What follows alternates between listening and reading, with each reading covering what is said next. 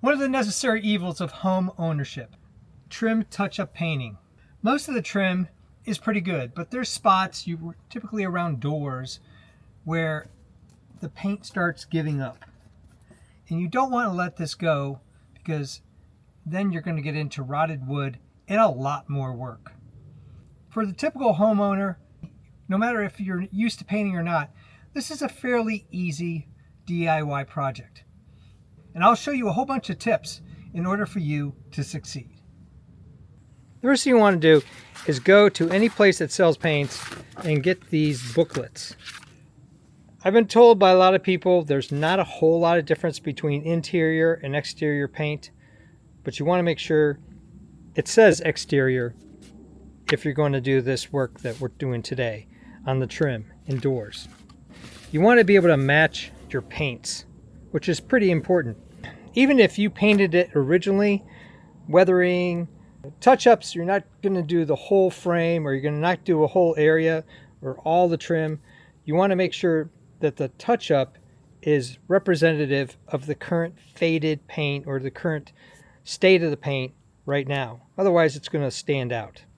As far as supplies go, it looks like a lot, but I just wanted to provide you options. I will use sanding sponges on trim and doors before I do anything else, but you can also use sandpaper rolls. This is a cloth tape. It's really high quality. You can also use steel wool depending on what your situation is. You want to have a couple rags, old kid t-shirts to wipe down your work as you're sanding. And when you're using sanding sponges, you want to be able to have like an old toothbrush or buy some really cheap toothbrushes in order to extend the life of your sanding sponges. As far as brushes go, you can use foam brushes. These are chip brushes. These are more expensive brushes. You can even use art brushes. I'll post options down below in case you're interested. It just depends on the paint and how much surface you're going to cover. Gloves, I always wear safety glasses on all my projects. You never know when something's going to splatter. And then we're going to use some painter's tape. The blue stuff is so much better than anything else. I have a tendency to overbuy on paint. Quart is usually the one I go for, and I was almost going to get some quartz for this project, and then I'm thinking, you know what, you're only going to use that much. This time I'm going to do something different.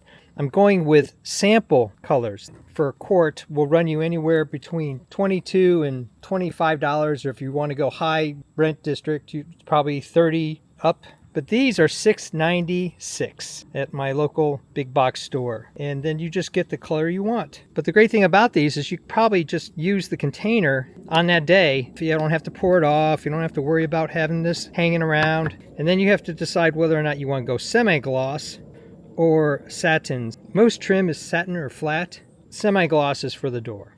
So if you use up this whole container, I got two just in case because I got a lot of trim I'm touching up. But on the door, just a couple spots, you'll have this on hand. It's so much easier space-wise to hold on to. Or you don't feel so bad about pitching this because it's only $7 and you've already used it, as opposed to something that's costing you $22.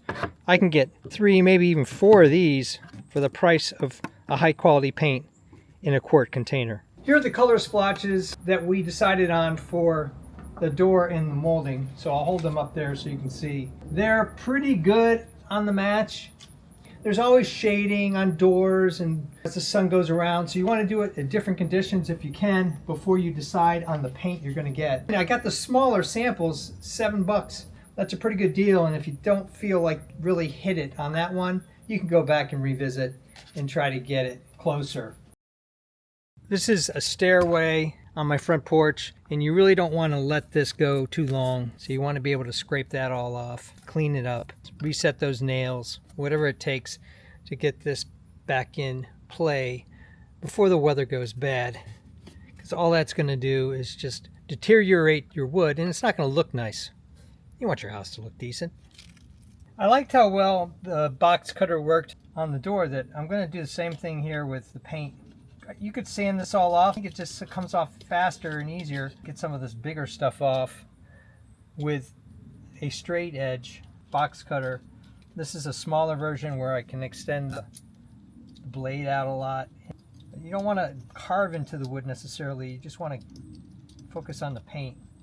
Don't get the impression I'm against power tools. This is an oscillator, it's a multi-tool. I tell you what, one of the best investments I ever made, and it's great for sanding. I started out with a 60 grit, now I'm at a 240 pad, and these are great because you just take them off, Velcro them back on, make sure it's straight, and you're good to go. The pads last a long time, unsponsored. When compared to hand sanding, the oscillator tool makes quick work out of your task. So if you can afford it, it's probably worth getting one of these. I'll put a link down below in case you're interested. But I find the battery operated one works better than the corded because I take this everywhere, way far away from the house, or a plug. But if you're going to use any kind of tool, you probably need a mask and safety glasses for sure. You don't want to get all that dust that this thing generates into your lungs, your nose, your face. Just not good. Well worth the investment. Since we're touching up here, we're not painting the entire molding.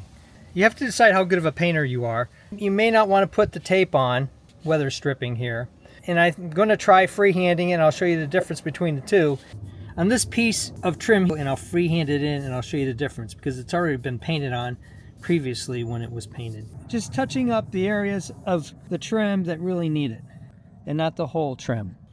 Before I do any painting, I'm going to wipe down the area, make sure I get all that extra dust off, clean it up, so that the fresh paint is going to have the best chance of adhering to the surface. For comparison purposes, this is what it looked like before the trim paint. When I'm painting, I have a wet one, and I decided to go with the 2-inch chip brush for this trim.